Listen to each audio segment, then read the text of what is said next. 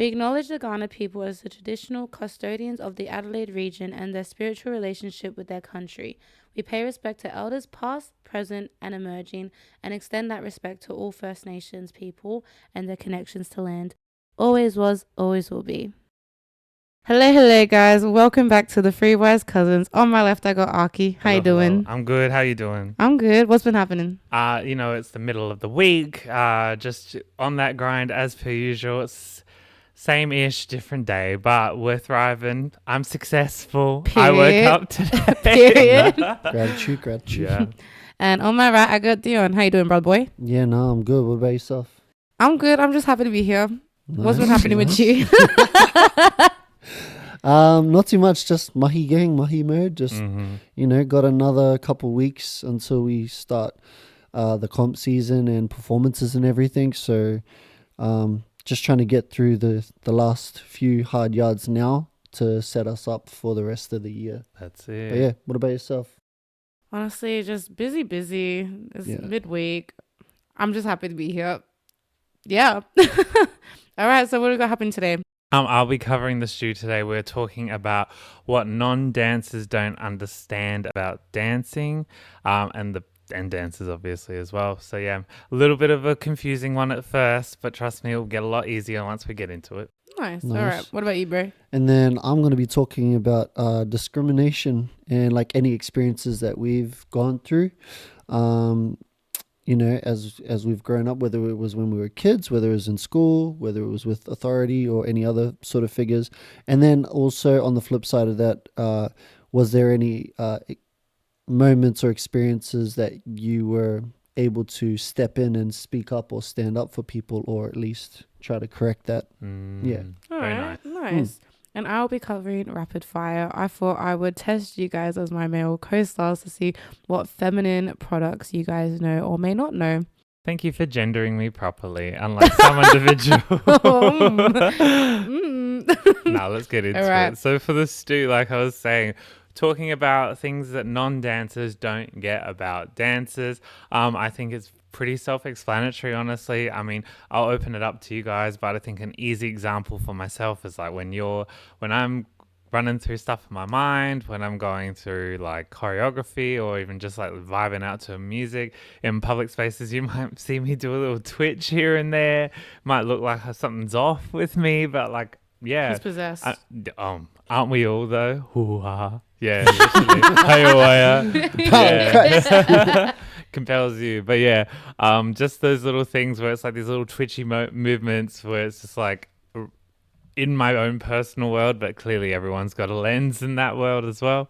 What about you guys? What are some things that you think non-dancers don't get? She always goes, no, you go, because I don't have anything. I'll let you go first. It's giving. So Dion, how are you today?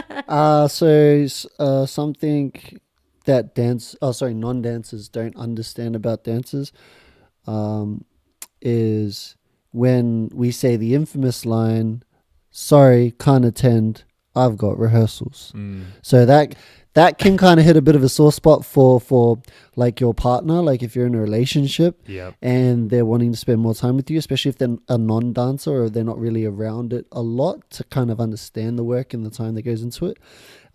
As well as obviously family, friends, and all that sort of stuff. But I mean, like with anything that you're pursuing outside of, your 9 to 5 or whatever you're currently doing, you've got to sacrifice something. There's always going to be a sacrifice, whether it's time for money, whether it was, prioritizing this, whether it's a hobby for you or a passion or a career, to then sacrifice time away from your family, friends, or other commitments. It's simple, guys. People forget no means no.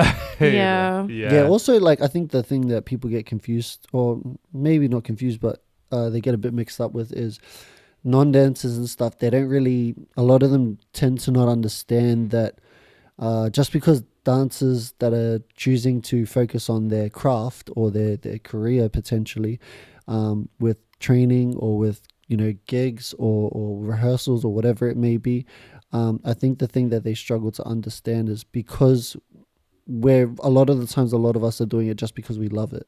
Like some of us are doing it for financial stability in a career and stuff, but I think where it gets a bit twisted for the families and the friends and the partners is that they don't see it as of any worth or value for your time if you're not actually making money off of it and you're having to invest money. So obviously it's dependent on the person and the situation and stuff. Well, yeah, because I've had a friend literally be like to me, and you guys do this unpaid? I'm like, well, yeah, like it's no different from playing a sport and stuff. Like you train to get good at something. You have a coach to like, mentor you and stuff. It's like you got to start somewhere. Yeah, 100%. And it's with any sort of thing that turns from a hobby into a passion into your life. Like, I mean, there's some people who don't make any sort of monetary gain until like way, way later, or if that, and that's okay as well. Like, we've all got our own goals, and there's some indicators like money and that sort of stuff is not really how we always measure it. Yeah.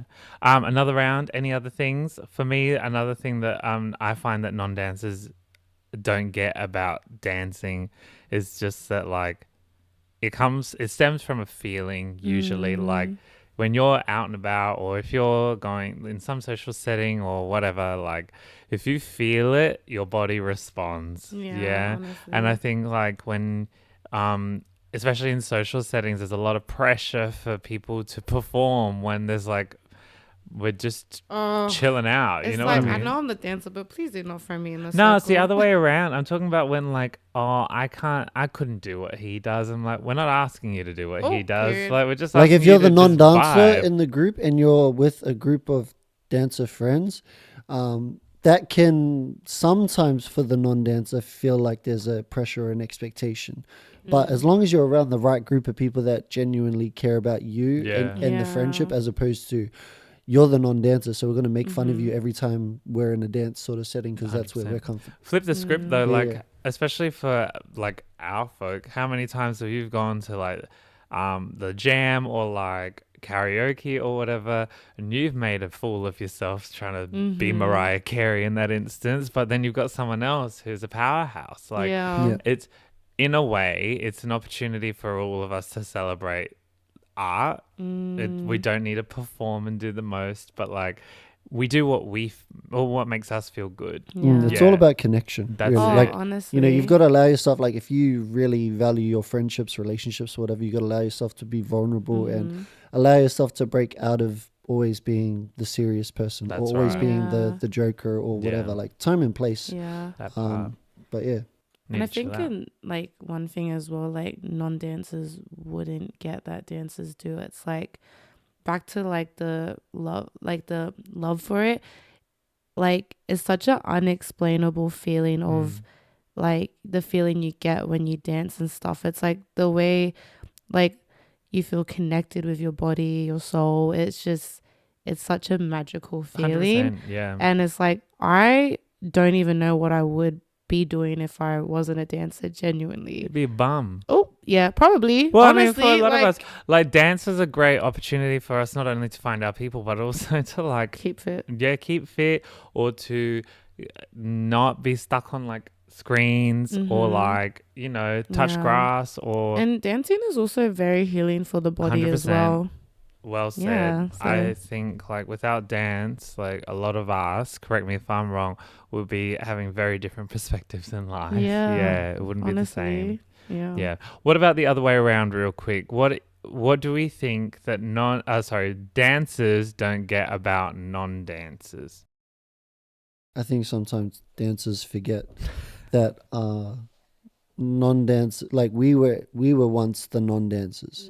Like we were once the beginner, the rookie. Even if we had a sense of rhythm, even if like for example like my family are very like big into the performing arts and big into the creative industries and stuff, like I got family members that are like tattooists, artists, dancers, singers, musicians, every type of form of medium as well. So I think it's just sometimes, especially if you've been doing it for a long time, you tend to forget that like sometimes some of these newer people, these beginners or non-dancers or your friends, that you were also there once. So just like keep it humble and just keep it chill. In extension of that, I think I'm very fortunate that my dad was very strong, like very opinionated on this, but like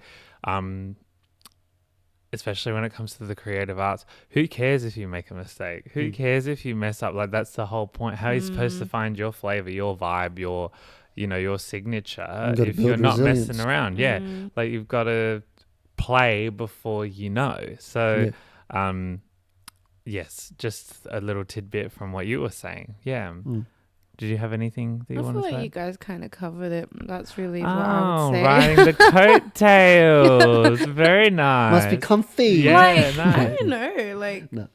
I feel like, you guys kind of covered what I would say, to be honest. Yeah. Mm-hmm. How are you? Cool. Yeah. Well, I'm very curious to hear about you guys. Like, what are your things that you like? Maybe it may not be dance, but it may be like your thing, whether it's singing, whether it's acting or something creative. What are things that people don't get about your craft? That would be really interesting to hear about. So yeah, sound off in the comments. Yeah. Nice. And that's the stew for today. All right, fam. So next up for Brown Talk, we're going to be talking about discrimination and basically just trying to have a very quick deep dive into any experiences that we've gone through in our lives, or any experiences that we've been privy to being involved in or witnessing. And I'll start off. Like for myself, growing up in Woodridge and Logan City, there's a very strong, it's a very multicultural area, and there's a very strong Polynesian population and presence there, and very proud one at that. But a lot of the times, especially like when I was in school and stuff, there was a lot of like gangs, wannabe gangs and stuff, and it was crazy because a lot of those gangs were different. Like it was like Samoans versus Tongans, or some Samoans that are Bloods against Tongan Crips, or vice versa. Crazy, like out the gate stuff. But again, basing it off of like where hip hop was, media, music, and everything, and the accessibility to the internet and social media was just starting to kind of flourish. It's nowhere near what it is now. Just seeing things like that where, like, for example, like I got a list of stuff and there's more, but just some off the top of my head is like, I got stopped by the police in my school uniform with a basketball in my hand in front of my house. Like I was leaving the house to go to the train station to go to school. Being in casual clothes with my friend who lived literally around the corner from my house, and we were leaving his house to go back to mine to like play video games or something, and we were walking up the hill, and then we turned around the corner, and then like cops turned around and then stopped us like in front of my family's driveway. And I didn't really like take it as a thing. I was just like, oh, it's probably just because I'm brown, and just probably because I wear like throwback jerseys and I dress a certain way, and all that sort of stuff. Outside of the way I presented, because I was a kid, the way I actually conducted and communicated and expressed myself, and giving respect to authority figures and just like elders and all that stuff, that was always going to be the thing, and I always did that. But the whole like don't judge a book by its cover, it's kind of hard when you're in certain neighborhoods or certain areas, or you've grown up in a certain way. Like for me, it's to the point where like, I mean, you stopped and looked at me like, what was I doing when we were shopping a while back, and I was pushing the trolley, and then like he's like, oh, I just need to quickly go into this shop here and pick up a couple of things, and like we had just come out of getting some groceries, and so I was like, yeah, all good, bro. And so I was just walking, and then I like stopped out the front, like on the side by the chairs, and then he's like, oh, bro, you all good? And I was like, oh yeah, I just got the trolley, I'll just wait here. And he's like, oh no, what for? You can come in. And I was just like, oh, okay. Like I stopped myself in that moment because I'm just so used to getting stopped. Being profiled. Yeah, that's the one. Being profiled. Like a bit conditioned to it. Yeah, and it's so we're like, I don't even want to deal with the hassle of even if it is somebody that's Polynesian or any other ethnicity, it's just like I just don't want to deal with any of that sort of stuff. And I'm sure that there are other people that have probably experienced similar things in a different way, shape, or form. So what about you guys? I stay prepared in those instances. I wish someone would try me, because I'd be like, here's my receipt, here's my bank transfer. Like I'm very much about receipts. Well, even just always having the receipt, so that way you don't get accused. Especially in the groceries now, where a lot of the time at self-checkout, it's sort of conditioned in a way where you don't get the receipt. Like they don't want you to get the receipt. I'm all up in that, and like, get the receipts, guys. But I was gonna say, funnily enough, for myself, I've experienced a lot of like catch-22 because on one hand, growing up in Croydon Park, which is nowhere near like Logan. But it had a very interesting diaspora, like a very interesting melting pot of cultures. And unfortunately, with that, there were some undesirable tendencies, whether there was like bloody like racing on the street or like I know there's always something I remember active. I remember someone would put a bin on fire or something like that, or like we have heard gunshots before as well, and just kind of there's moments like that where you're just kind of conditioned to be like, okay, we're gonna lay low, like keep the blinds closed, keep the windows locked, all that sort of stuff.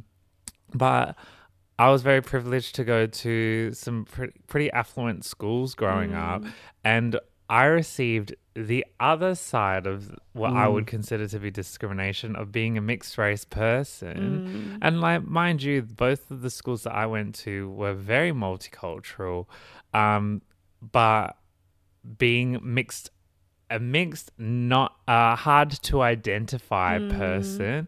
They're just kind of like, oh, you're nor here nor there, so you can't hang with us. As some would say, culturally like ambiguous. Yeah. And I'm just kind of like, but especially in primary school, I was just kind of like, but I'm just me doing my thing. I get that. And so that was a bit of a frustration, especially with the youth, because, and I guess being an only child as well, I was already naturally geared to be talking more to the adults, whether it was family or school, as opposed to people my age. And so, yeah, that was one of the things that I sort of dealt with, but I never really thought of it much as like, oh, I've got to change the way I present or like talk to people. I just found it more so an inconvenience. Yeah. Even like, again, just real quick as well, like another example is like a lot of the times I'll dress like this in like casual, like street sort of wear. But then even when I was dressed up, I was like surprised because it didn't just happen once. It's happened a few times. And it was in different areas, like here and in Brisbane and stuff as well. And I was like, okay, so it doesn't really matter. It's kind of the time of day and where you're going and who's working there and all that sort of stuff, where they're having a good day, bad day, or whatever. But I just found it interesting that like even if I did try to dress the part, not that I was trying to, I was like going to like a meeting or I was going to like a formal event. And that still didn't change the perception, which to me was like baffling. It's unfortunate that people are looking at your skin color first usually. What about you, Reeni? Well, I would say like when I was younger, definitely dealt with a lot of like casual racism and a lot of microaggressions, whether it was in school, in youth, or just out and about. I remember being in shops that like it didn't really matter what I was wearing. I remember my mom literally being like to the worker, like, "Are you all right? That's my daughter with me." Like, shout out to you, Sonia. Love you, Sonia. Sonia. And even just like I remember in school, like I was mostly like I'd say it was very predominantly white girls. You had the Aboriginal girls and stuff, but I would say like it was really hard navigating the white girls because I didn't really feel like they understood what it was like, especially when it came to conversations of culture, which was quite insensitive. I'll never forget being in 6th grade, being yelled at by this girl, being called you're a stupid abo, and then my friend at the time, we're not friends. I'll never forget another white girl who was my friend at the time. At least she doesn't look like a stupid Asian. I was like, no. I was like, girl, do not stand up for me. Let me bring out all the slurs today. Do not stand up for me. Like, You're done. I want to be pilot. I was just like, no. I was like, no. I appreciate the enthusiasm, but like, no. Yes, but no. I was like, wrong. What about on the other side of things? Because you've shared some experiences before about how people interact with you being mixed too. On the other side. I mean, this is like also another frustrating thing as well. Like being mixed, it's like I was just born this way. I can't really help that, and I felt like it was always like, oh, you're white, but I'm like, I didn't get treated like a white person. Must Where be in nice. the brown are you? I would white? love that privilege. Like, please. So yeah, I think like, you know, that's a whole other kind of conversation. Because sometimes I feel like it can be your own people sometimes, which really A lot of times it is. It's crabs at the bottom of the barrel. which That's is kind It's of tall poppy. a bit it's all that. sad because I'm just like, you We're know, on the same team. I didn't ask my parents to, you know, procreate. Like, you know, it's just like, get mad at them. It's like, But also, like, who cares? But we're at a point now where we should be celebrating diversity 'Cause and that's how where it's beautiful like- that connection is. Yeah, because when you take it further apart, it's like also that taboo of interracial relationships. It's a whole thing. I was going to say, what about the taboo of procreating with your family? Like we said, diversify the gene pool. Know where your spouse is from, Oh my guys. God. But yeah. I think growing up, I think the one thing is, well, for me especially, was like, the minute I was showing emotion, being immediately like labeled as aggressive as well. Hate that. Whereas that's it's always their like, favorite what's the card. difference? It's like, I'm just really frustrated and expressing my frustrations. Like, They just can't handle it. yeah. And I feel like, yeah, it's a never ending conversation, which I definitely think we could dive in further more I with agree, another for sure. episode, I think because there's a lot. The takeaway, though, is that when you are creating those opportunities to have conversations about something as deep as race or not understanding microaggressions, if you're the person who is being addressed, you need to go into that conversation with your ears first, your mouth second, 100%. because there's a lot to learn from listening to frustration. And it's all just learnt behavior, honestly. 100%. Because even just, I remember being around kids in literally second grade, little tiny Reenie. I remember like this white girl being like, don't play with her, she looks like a black monkey. Yeah, literally. And that was the first time I ever heard the word racist. And I never knew what that meant. So it's That's just insane. like, yeah. Isn't so that crazy it's how like, kids how it's a learn kid, that? like we're kids. So it's just, it's as corny as it sounds, like just be kinder, honestly. It's sad. Yeah. We definitely need to bookmark that and come back at it another time, 'cause I agree. I'm For getting sure. a little bit antsy by it. Yeah. I'm like, Ooh. We can Hurusa. definitely dive more into square up. this. But yeah. Yeah. Yeah, I think final thoughts on that. Like this, with this whole topic being said and all, I think definitely things we can revisit. But at the same time, like we're not complaining sour grapes over here. Like we just understand that's the reality of the world that we live in. We're not accepting it and saying we agree to it. But also like we know, like at the end of the day, like you know, we still have a lot to be grateful for. 100%. as well. Like. Just here to create conversation. Boom, Me and my boom, boom. Yeah. That's Brown Talk. Thanks, bro. All right, Oh, beautiful. All right, let's go, Reenie. Rapid fire. Okay, rapid fire. Rapido. All right, Rapido okay. fuego. She's still learning Dale. how to go fast. Okay. Saying all my quotes from Pitbull. And yeah, literally, Mr. Worldwide, 305, Yeah. Stalin. Okay, I'm gonna. Yep. She's still on dial-up, All right, guys. so it's gonna be quick. I'm gonna be like 3, 2, 1. Do you want to talk into the microphone? Oh, sorry. Thank you. Okay, so yeah, I'm gonna be very quick with it and just do like a whole 3, 2. Oh, we got a PowerPoint presentation. Oh, we got pictures. All right, ready? 3, 2, 1. Starting easy. Beauty blender. Yeah, do you want Okay. us to say the answer? All right, Or because so- like, he might know some and I might know. Or do you Well, need I've to made it call the name? hard. I reckon just like Just say 3, it. 2, 1. Either. Okay, cool. Okay, so obviously Blender. starting eating. Yeah, beauty blender. Edie blender. Okay. Oh, this one's a bit blurry, but you know what? I hope you guys can see. Okay, 3, 2, 1. Oh, that's to clean your makeup brushes. Okay. No. Cheat code. What's the cheat? You're more well versed than this than I am. I This was stuff like, than I am. I made it hard though, trust. All right, ready? 3, 2, 1. I don't know if the camera's going to catch that. An onion. An onion. I can't tell what is that for the. Is that one of those period products? Nope. What is you that? wear it. You wear is it. it chicken the fillet? Chicken fillet. Yeah, it is, isn't it? It's a pasty. Yes! Wait, is that a It's chicken fillet? it's a Kind nipple of. A cover. chicken fillet adds to them, but Yeah. that just It's covers a the nipple nipples. cover. Yeah. Okay. So basically, I'll Yeah. share the win. So it's a thigh, not a breast. No, or that's fillet. more like a tender. It's like, Okay, this tender. one might be a little more. Okay, starting easy. 3, 2, 1. That's the Ulva cup, whatever it's called. That's a What? menstruation cup, isn't Yes. it? Yeah. Also known as a diva cup. Diva cup. Not me calling it a vulva It's cup. like, okay, ready? 3, 2, 1. Oh, I know that. Assassin's Creed.